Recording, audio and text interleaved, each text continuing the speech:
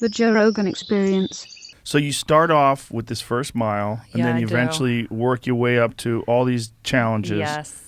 And then eventually you decide, I am going to row across the Atlantic Ocean by myself.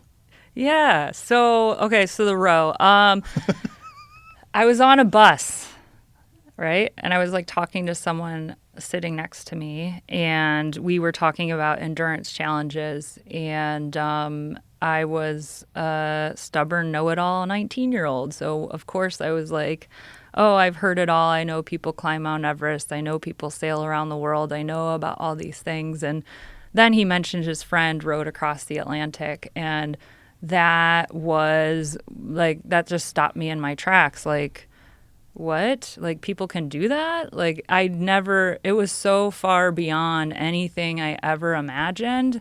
And I think, like, with endurance, what's so cool about endurance is, like, at a certain point, everyone's body hurts, right? So, what makes endurance, like, a really cool experience is seeing how the human will and how, like, determination and how a strong mind, like, it's a requirement because everyone, no matter how fast or slow you are, is going through that mental wall. And so I found out about ocean rowing, and I was really captivated not only by that mental component, because, like, if you do a marathon, you go home, you take your shower, you have people cheering you on, but ocean rowing, you're stripped raw of that, and something about that was intriguing to me, because it's like, okay, how can you dig deep internally when you don't have the finish line, party, and, like, the swag and the people and the nice cozy bed. And I liked that idea of, like, being so stripped raw that you have to dig deeper than you ever would if you didn't have all those other externals. So, yeah, I found out about it on a bus. I went home and went and Googled everything I could about ocean rowing.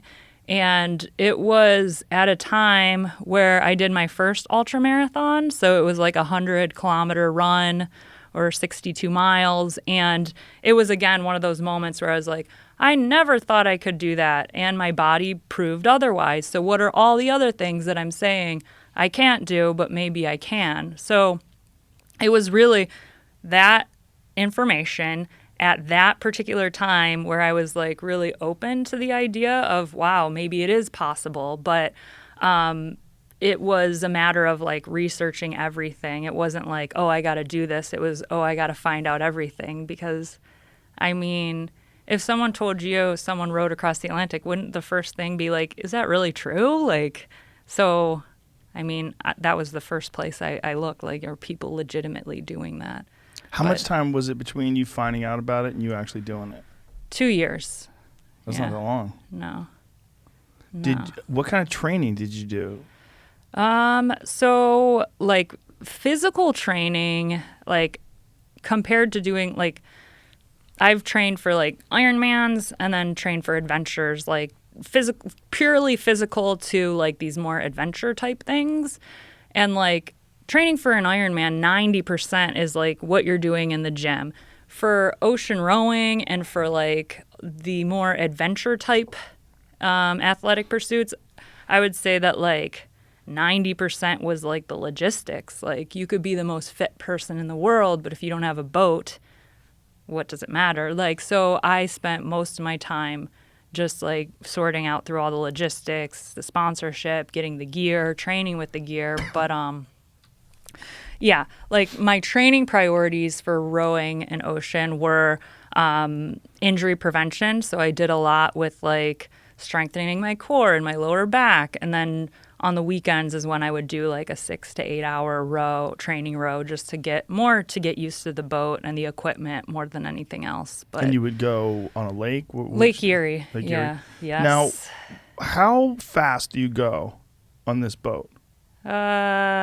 Like, maybe I would go, like, 30 miles a day. No. How fast? Like, per hour? 2 or 3 miles. 2 or 3 miles So, per hour. Yeah. So basically like the speed of walking. Yeah, so my boat was a 19-foot rowboat. It was like 400 pounds, but once it was fully loaded, it was 1,000 pounds. So it did have like a sliding is. seat. Yes. Okay, so um, I had a sliding seat, so that meant that like my legs and my back were the main source of like power, but I think the best like You mean a sliding seat like a rowing machine? exactly. So like So that helps you? it means that like the power was coming from the most powerful parts of my body, not my arms. So some people assume like, oh, it's just your upper body, it's just your arms, but in fact it's more your legs and back. But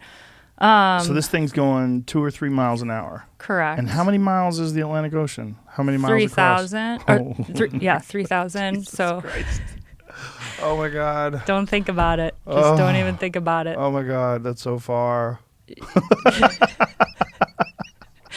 That's Yeah. so far. It was the worst reaching the halfway point just because like How long did it take you the whole trip? 70 days. 70 days. Yeah. That's not that bad when you Yeah. think about it, how far you went. Yeah, I would say so. Yeah, I anticipated it would be 70 or 100 days. Oh my God, and that's a so big gap. I had 30 days of extra food and Oh, so, that's good. Yeah. Yep. Was anybody monitoring you?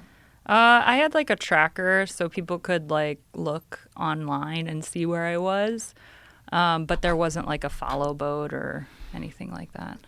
Oof. Yeah. What are those nights like? It was pretty amazing. Yeah. Yeah? So, of course, the stars were amazing, like shooting stars and just like, yeah, breathtaking. And then what surprised me, like I thought I was like, wait, is this real? Am I hallucinating? But the I think the most stunning part was actually looking in the water because they had like this type of glowing plankton. So it was like a phosphorescence. yeah. So sometimes I would see things glowing in the distance, and then all around my boat, anytime my oar hit the water, like I would see all of that. And Wow. yeah, like I was so busy planning the trip and the logistics that I didn't know like what wildlife I'd see. And so that was definitely like a pleasant surprise to see That that. must have been really crazy. Yeah. Have you ever seen? No, I've seen it on video. See if you can find video of it. What is it called? It's bioluminescence, but there are like Puerto Rico is probably the closest place to here that has really good bioluminescence too. Like, yeah. So that it really looked like that? Like Yeah, that around bright my blue? boat, yes. That's amazing. Very trippy. That is But, so wild. Yeah. Wow, so look I at could that. put my hand in the water and Did you take any photos or film it? or I anything did have some film and of yeah. this? Sometimes no, like you can't really take good, I mean, yeah, I didn't have really good. Bioluminescence photos. God, look at that shore. That's insane. Now, you said the stars. Stars were amazing, yes. Like, how amazing? I It's mean, no light pollution at all, yeah, right? Yeah. I mean, it in some ways it felt like I was just like living this National Geographic experience of like, I had dolphins come right up to my boat. I Oh, had really? yeah, like I think it was like the 4th way mark. I was like, I want to celebrate, and my way of celebrating was very limited. It was like, oh, am I going to have 2 Snickers bars? Like, there's not really anything other than what I had, but this pod of dolphins surrounded my boat and were doing like flips and tricks and like Really? right at that moment that I was reaching it. So yeah, the dolphins and sharks and birds and I even had like fish following right underneath my boat, like because barnacles would grow. It was like on the side of my boat I would scrub them off, but sometimes they would just keep following my boat. So every time I named them Ed, and Eddie, but I had like 3 Dorados that would keep following and birds that came on my boat. And Wow. yeah. Catch new episodes of the Joe Rogan Experience for free only on Spotify. Watch back catalog JRE videos on Spotify, including clips. easily, seamlessly switch between video and audio experience. On Spotify, you can listen to the JRE in the background while using other apps and can download episodes to save on data cost, all for free. Spotify is absolutely free. You don't have to have a premium account to watch new JRE episodes. You just need to search for the JRE on your Spotify app. Go to Spotify now to get this full episode of the Joe Rogan Experience.